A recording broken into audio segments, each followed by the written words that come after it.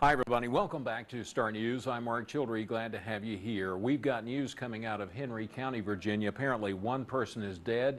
Another person apparently injured, serious injuries from an accident that happened on Sunday. Star News' own Bob Sharp joins me by telephone from our studios in Martinsville, Virginia, WMDV, to tell us more about this. Bob, this did happen in Henry County. I understand it happened on Sunday evening.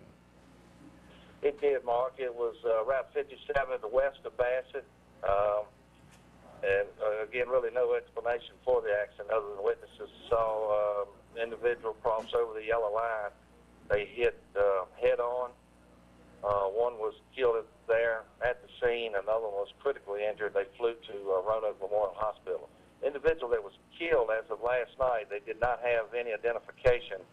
We've not received word back from the state police as to the release of the name yet. Bob, I'm only looking at the video. I can tell that it looks like this may have been a head-on collision. I can't see so much of the car where I can the truck, but was this a head-on collision?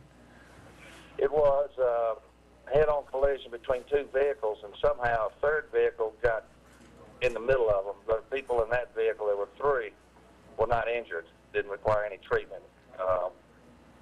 But apparently the individual was coming down the road, no apparent reason, swerved over the yellow line, and they just hit right dead head on.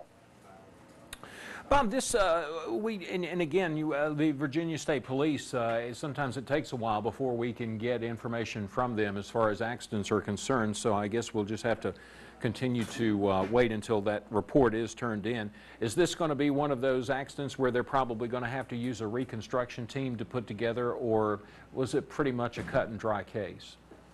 No, they last night brought in the reconstruction crew from Salem, and Block 57 was completely blocked. I don't know how long it took them to complete that, but they went ahead and did it last night.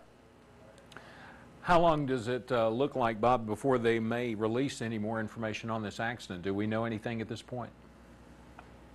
If they've identified the deceased, we'll have that pretty soon as that's available, and the other information also. Certainly by tomorrow, but maybe a little bit later on this evening, too. Bob, let's look at this from a standpoint, you know, Saturday night, the weather was relatively mild outside. It wasn't very cold. There wasn't any rain going on. So what does it look like may have contributed to this accident? Certainly not the weather. Well, the vehicle looks to be a fair vehicle. You think of some sort of mechanical problem or possibly a health problem. It's the only thing, just from looking at it, there was no real, the road was, it was a curve, but it wasn't a sharp curve. It was a gradual curve, and it was a no passing zone, and we just don't really know what happened, and I think that's one of the reasons why they're doing the reconstruction, along with it being a fatality. Right. Bob, we see a lot of responders on the scene here. You were telling me when we were discussing this just before we went on air that they actually had to use tools to cut one of the victims out of the vehicle. Is that right?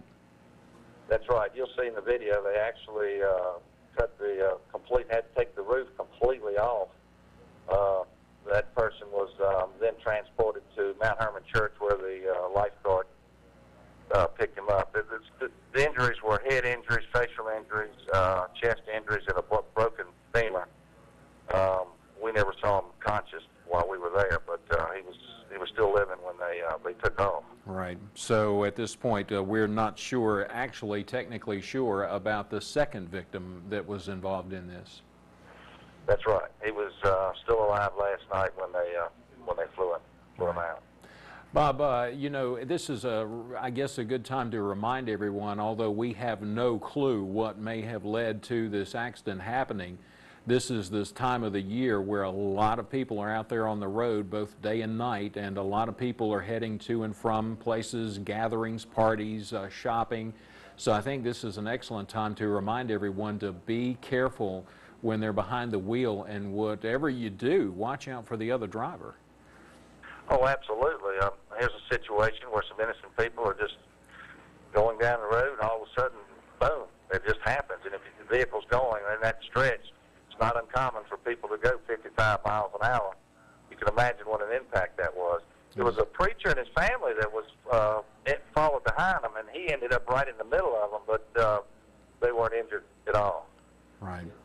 Bob, we appreciate you bringing us what information has been given so far about this accident, and I know you'll be following up on this and give us more details as soon as you get them. Absolutely, Mark. Okay, thank you, Bob. We do appreciate it. Star News own Bob Sharp reporting from our studios in Martinsville, Virginia, WMDV 44.1 on this accident that happened on Route 57 West.